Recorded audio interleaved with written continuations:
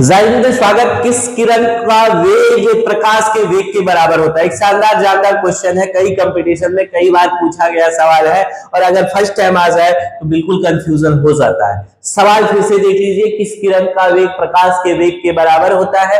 Option है alpha, beta, gamma, ए तथा B दोनों। जल्दी बताइए इसका आंसर क्या होगा। इसका आंसर हम बता देते हैं, सही आंसर हो जाएगा सर गामा। कौन से किरण का? गामा किरण का। किस किरण का?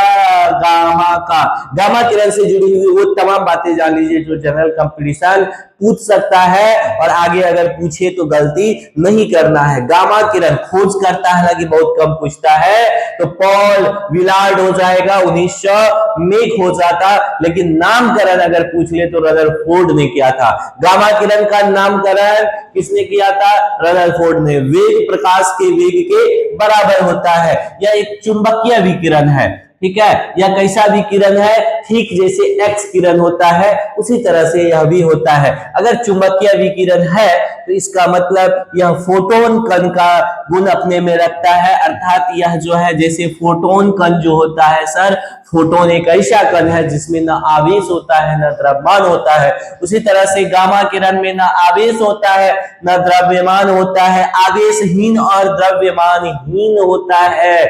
और इस कारण से, इस सब गुण के कारण चुंबकीय क्षेत्र का इस पर कोई प्रभाव नहीं कर पड़ता है।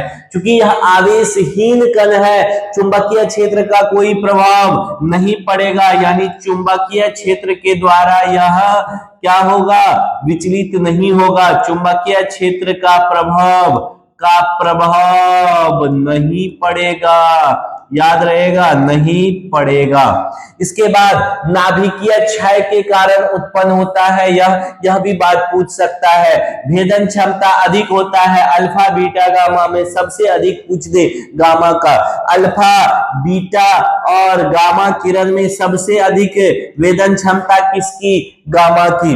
उसके बाद फोटोग्राफिक प्लेट को जो है पर क्या असर पड़ेगा इस किरण का? यह उसे काला कर देगा। वेदन क्षमता अधिक होता है, इसलिए हमारे शरीर के लिए यह हानिकारक किरण है।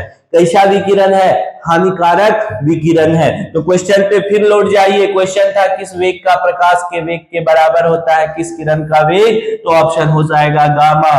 कितना सर? 3 गुना 10 का पावर 8 मीटर पर सेकेंड। और वेदन क्षमता इतनी अधिक होती है, इसकी वेदन क्षमता इतनी अधिक होती है कि 100